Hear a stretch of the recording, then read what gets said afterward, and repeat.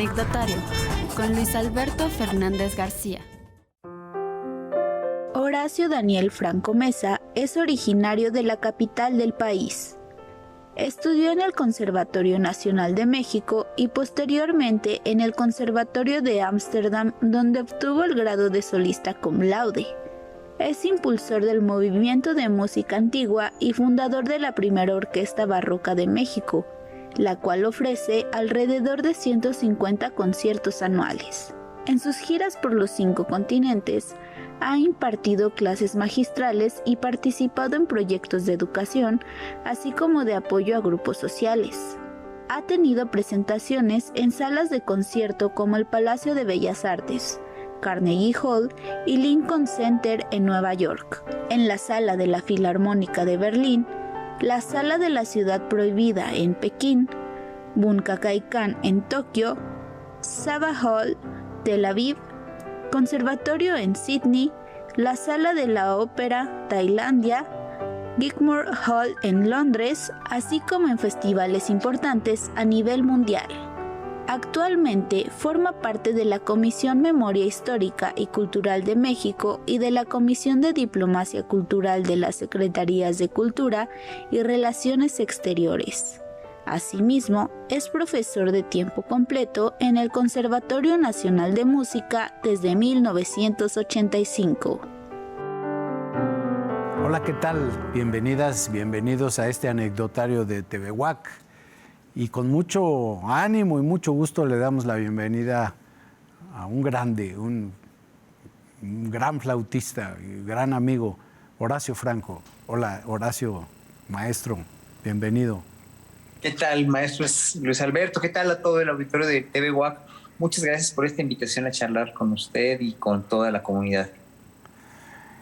El tema es Horacio Franco, Horacio el Grande, digo yo. Bueno, Horacio, quisiera remontarme un poquito. ¿Cuándo te empezó la vocación por la música? ¿Cómo la descubriste? ¿Y cómo se canalizó? Fui literalmente como el burro que tocó la flauta, así de casualidad.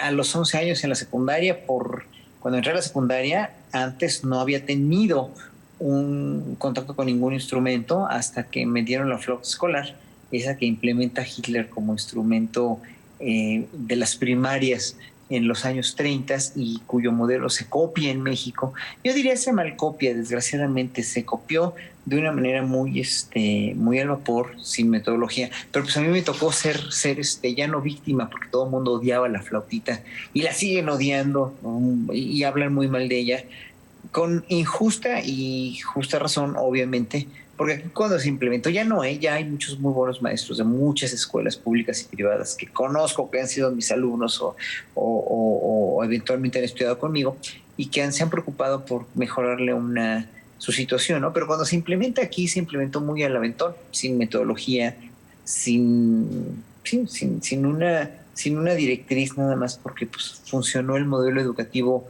en música en Japón o en Alemania. No necesariamente tendría que funcionar con la colectividad mexicana y además los grupos tan grandes que teníamos en ese entonces, ¿no? En las secundarias. Pero bueno, yo fui ahora sí que como que el burro que tocó la flauta literal, porque me di cuenta que tenía mucho talento y mucha facilidad para ese instrumento, sin saber lo que era tampoco talento ni facilidad genética, porque yo tocaba, imitaba las melodías que oía y me salían bien, a diferencia de la mayoría de mis compañeros que obviamente no les gustaba o no tenían esa facilidad que tenía yo. Entonces descubrí una cosa muy importante en mi vida, que tenía yo facilidad para eso, nada más.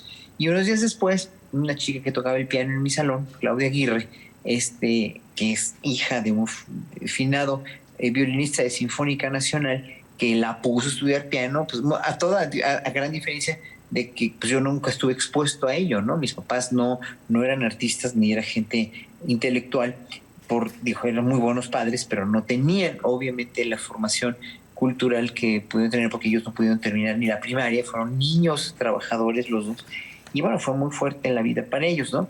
Entonces, oigo tocar esta niña que es hija de un violinista, como dije, y que estudiaba piano desde chiquita, y entonces al oírla tocar de cerca, porque el maestro de música nos mandó llamar para escucharla después de la clase, oigo Mozart, oigo música clásica tan de cerca, tan avasalladoramente por primera vez en mi vida y me enamoro perdidamente de lo que oí y nunca más quise hacer otra cosa. Entonces me volví un freak de la música clásica por esa infatuación que me dio Mozart, por ese contacto así directo, llano y casual, ¿no? Fortuito con Mozart y con su música.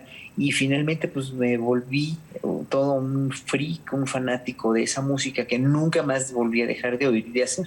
Entonces eso definió mi vocación. O sea, dos cosas que son muy importantes que siempre digo: el encontrar para qué eres bueno, o sea, cuáles son tus facultades genéticas y cuál es tu fascinación, qué es lo que te gusta. Y yo tuve esa fortuna, o sea, mi fascinación y mi gusto personal con el talento mezclado me dieron una estamina, me dieron una locomoción así de veras de primer orden para saber que lo que quería yo hacer era eso y que no había manera de quitarme de ahí. Entonces, a los 11 años, sí fue muy contundente. De parte de mis papás pues, no querían dejar de estudiar música. Ellos decían que eso no era una carrera, que de eso me iba a morir de hambre, que primero estudiar una carrera seria, como ser abogado, ser ingeniero, ser médico. Digo, las carreras de siempre, ¿no? Que te dan estatus y que te dan dinero para ellos, para mucha gente, y que en un momento dado, pues sí, obviamente son carreras que te dan igual de dinero que hacer música cuando lo haces bien. Sí. Por suerte para nosotros te clavaste y te hacía la pregunta de remontarnos a tu infancia, a la primaria prácticamente, porque sí uno se da cuenta de que no hay tanto fomento, cultivo de las vocaciones artísticas, no solo de música, en la educación básica, ¿no? Ya realmente los que luego llegan a estudiar música profesionalmente se van enfrentando, entre otras cosas, a la oposición de su familia, ¿no? ¿Qué pasa con otras carreras, no? A mí, cuando yo estudié sociología, me dijeron más o menos lo mismo, a los filósofos les pasa mucho, en fin. Pero volviendo al arte, ¿qué tendríamos que hacer para tener mejor cauce a los artistas desde chiquitos?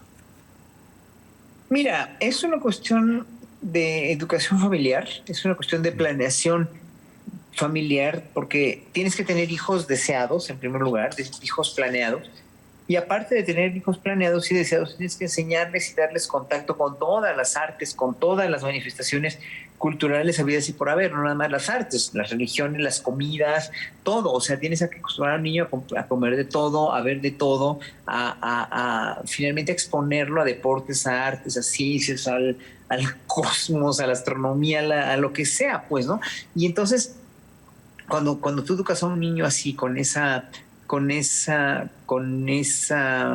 multiculturalidad, con esa versatilidad, con esa necesidad de exponer al niño al mundo y de darle a conocer al mundo, obviamente pues el niño va a ser un individuo que va finalmente a haber sido expuesto a todo eso. Y el problema es que no los exponen porque no conocen, ¿no? Porque no, finalmente pues imagínate niños, hijos de campesinos que tienen que a veces no tienen luz en sus casas o hijos de narcotraficantes que tuvieron que ser sicarios o que esos sicarios de los hijos de los antiguos narcos que sí tenían códigos de honor y ahora que ya no los tienen, pues lo único que hacen es sacar hijos al mundo violentos con narcocorridos y con una cultura que pues obviamente no tienen, o sea, tienen una cultura ellos per se, pero es una cultura totalmente basada en fatuidades, en valores absolutamente equivocados, ¿no?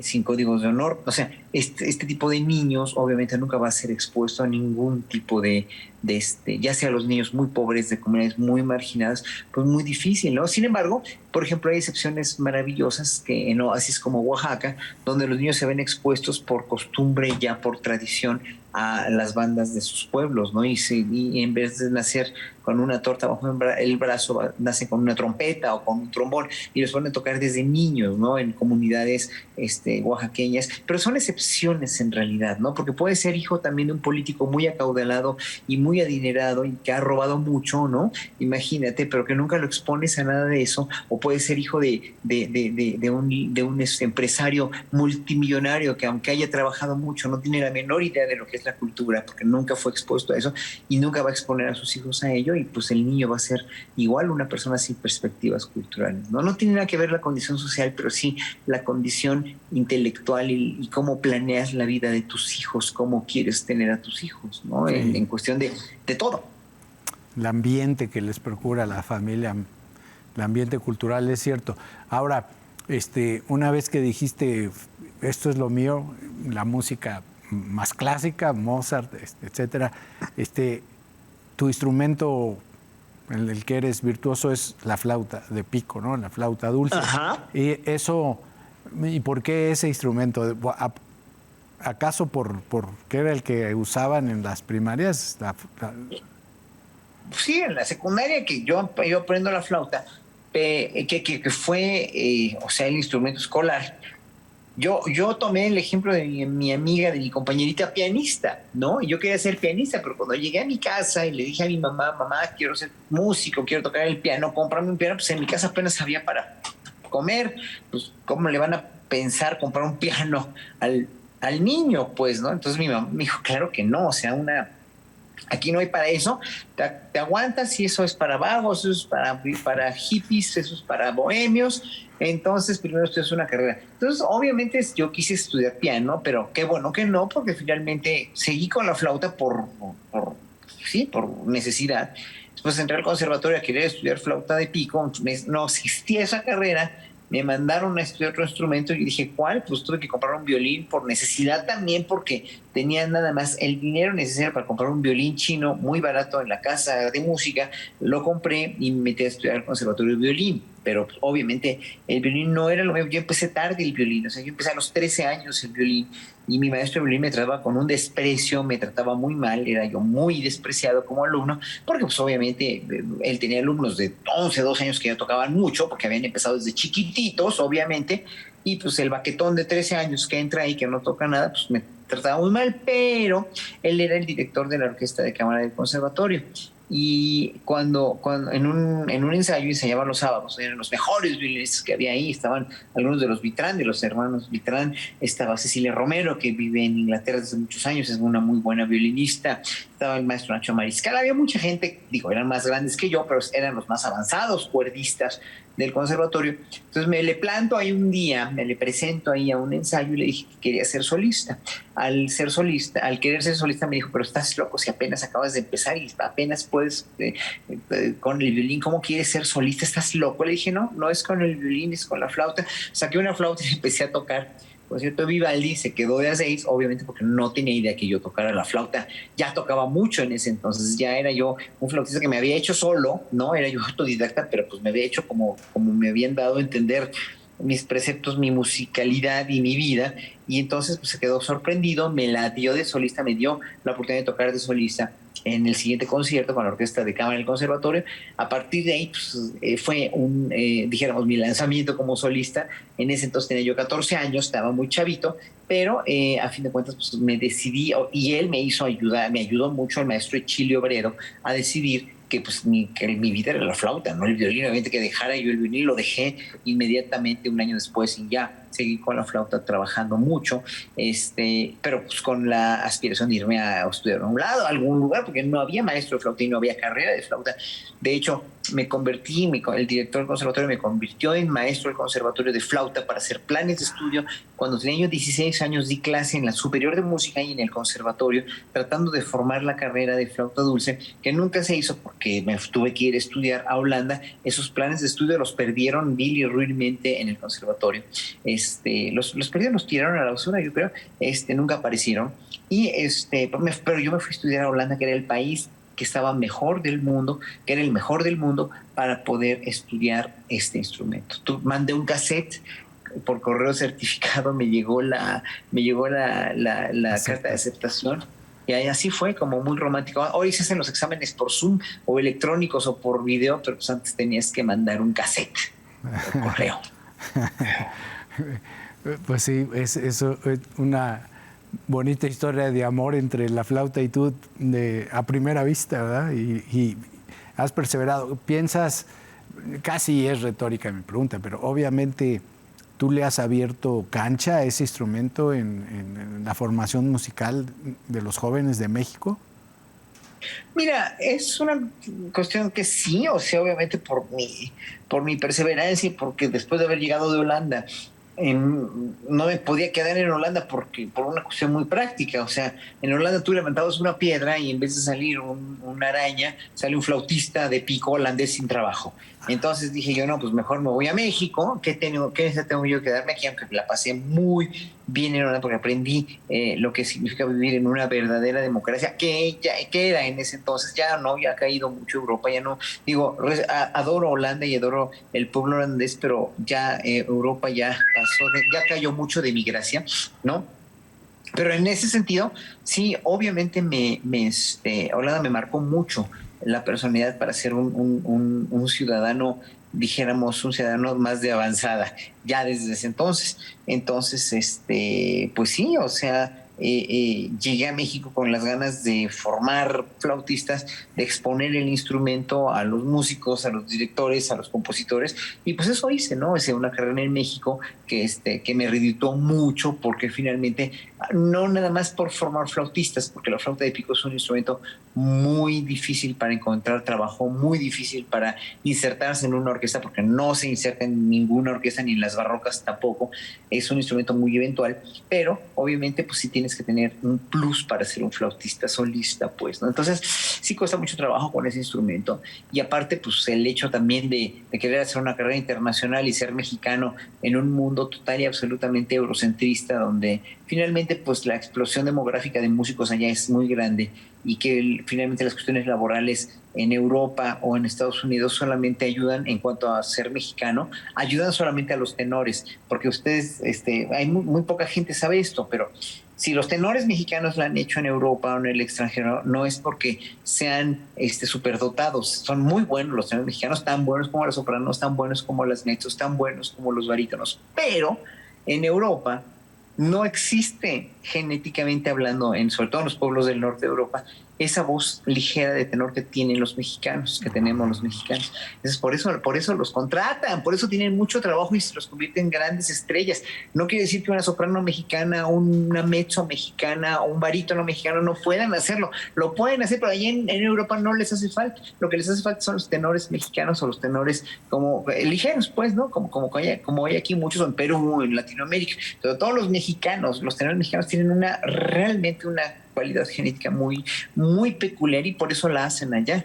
Pero es un mundo muy cerrado para todos los demás. A ver, no hay violinistas mexicanos, grandes violinistas, que los ha habido, y grandes pianistas y grandes de lo que sea, grandes sopranos, les cuesta un trabajo, no nos necesitan, no les hacemos falta, ¿no? Y como México siempre fue un país importador de músicos, muy, muy malinchista, hasta el gobierno pasado, todos los gobiernos pasados fueron gobiernos muy malinchistas, donde finalmente, además de tratarlos mejor que en sus propios países, los adoraban y les pagaban un dineral y hacían negocio, porque se hizo mucho negocio con eso.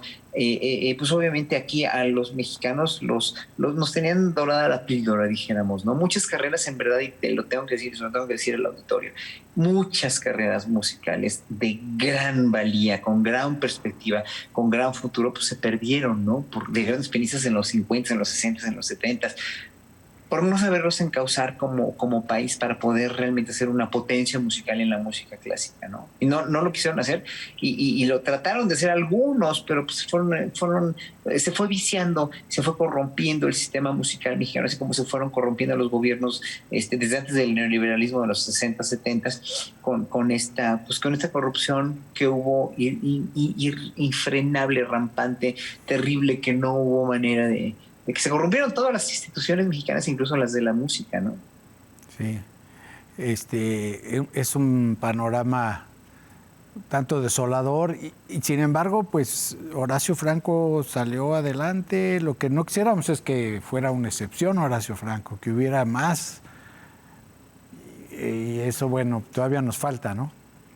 Mira, todavía falta, pero hoy por hoy lo que yo te podría decir del mundo de la música clásica es que Europa es un continente ya muy en decadencia, pese a que tiene un nivel musical maravilloso, ¿no? Que lo podríamos tener aquí por el talento que hay, pero no lo tenemos por la falta de metodología que hay. Que en un momento dado no se pueden encauzar en las escuelas de música a los alumnos porque no hay elementos metodológicos ni cuestiones de competencia tan grandes como para hacerlo, pero sí algunas academias lo pueden llegar a hacer, como las de guitarra, por ejemplo, como las de canto, ¿no? Pero en un momento dado lo que necesitamos es más apoyo de todos los gobiernos estatales y del federal. Que lo que pasa es que tanto en el gobierno federal como en los estatales y como en todo el mundo, cada vez hay menos dinero para esto. Cada vez hay menos dinero para la cultura, cada vez hay más dinero para las armas, cada vez hay más dinero para las cuestiones de las empresas privadas, etcétera, etcétera, pero cada vez hay menos dinero para la cultura. Entonces, estamos adoleciendo lo mismo que los europeos, pero los europeos llegaron a un gran nivel, llegaron a una metodologización absolutamente fenomenal de la música, que en un momento dado pues sí llegó a un punto máximo y seguirá, pero el público europeo hoy por hoy está sufriendo mucho, sufrió mucho del COVID y era un público además viejo, era un público ya de 60 para arriba, que hoy por hoy tampoco tiene dinero para patrocinar o para comprar sus boletos para los conciertos, y que aunque esté ávido de todo después de la pandemia, ha cambiado mucho el mundo musical, pues, ¿no? Entonces se siguen haciendo cosas maravillosas, obviamente, pero en México se tendrían que aprender a hacer esas cosas maravillosas, pero hoy por hoy, y yo te hablo como un defensor de la 4T que soy del gobierno de López Obrador, hoy por hoy el desbalance antes de la 4T con los músicos tradicionales, con los músicos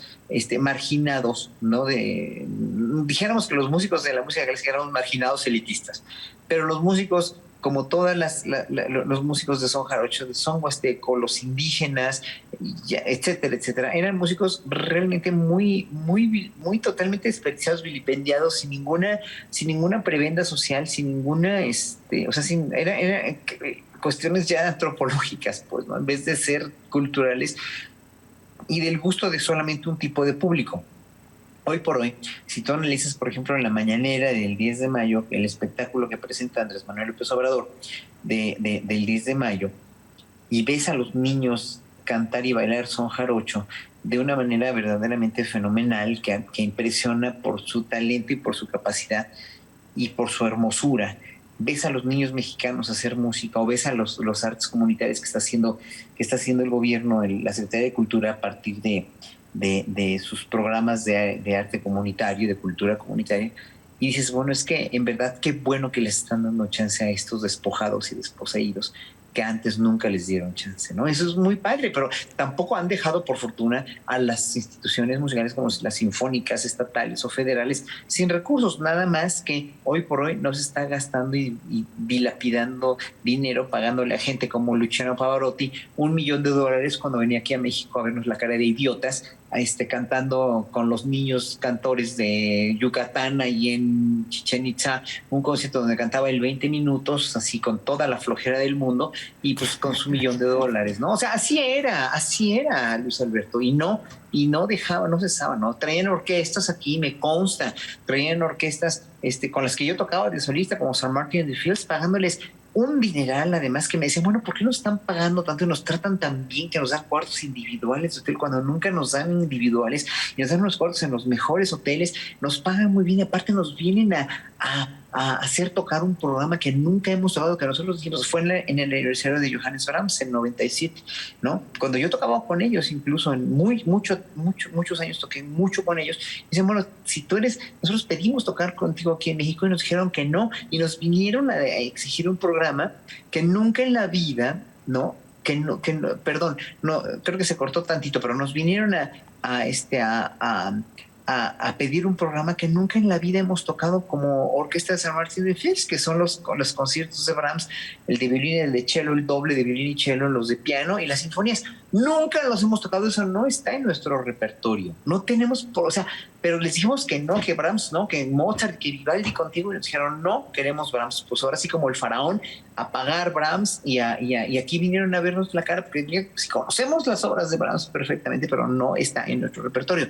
No lo ofrecemos como lo que nosotros hacemos, ¿no? Pero nos quisieron traer por eso, y pues a quién le dan pan que llore, pues, ¿no? Ese tipo de cosas es muy ofensivo para un artista mexicano como yo. Yo nada más me quedé callado porque me dijo Sir Neville Marriner, oye, ¿por qué no tocamos contigo, no? Pero pues mira, ¿por qué no tocan conmigo? Pues porque yo aquí soy considerado un artista de segunda para ellos, pues, ¿no?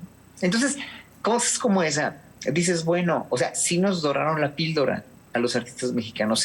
Y tuvieron una Sinfónica Nacional maravillosamente bien pagada en los 60s y en los 70s, pero todo se vino para abajo, ya todo se vino para abajo. Y claro, obviamente hubo esfuerzos muy buenos, como la de la señora Carmen Romana López Portillo, de ser una muy, muy buena orquesta, como fue es la Sinfónica de la Filarmónica de la Ciudad de México, que después de unos años también, después de que salió ella, la dejaron hundirse en el fango.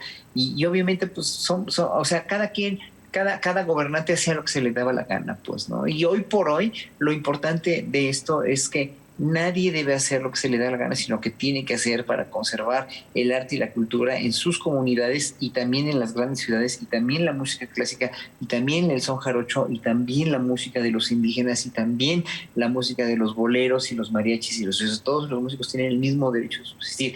Y México es un pueblo enormemente musical y muy artístico en ese sentido.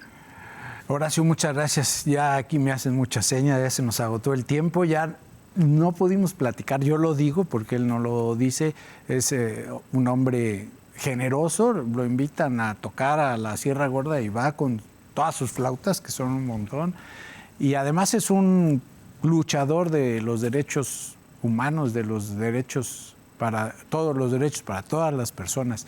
En otra ocasión hablamos de eso, Horacio. Ha sido un placer, gracias por abrirnos con toda facilidad tu corazón y esperamos vernos pronto por aquí. Gracias al equipo, sí, y gracias a ustedes por su atención. Hasta la próxima.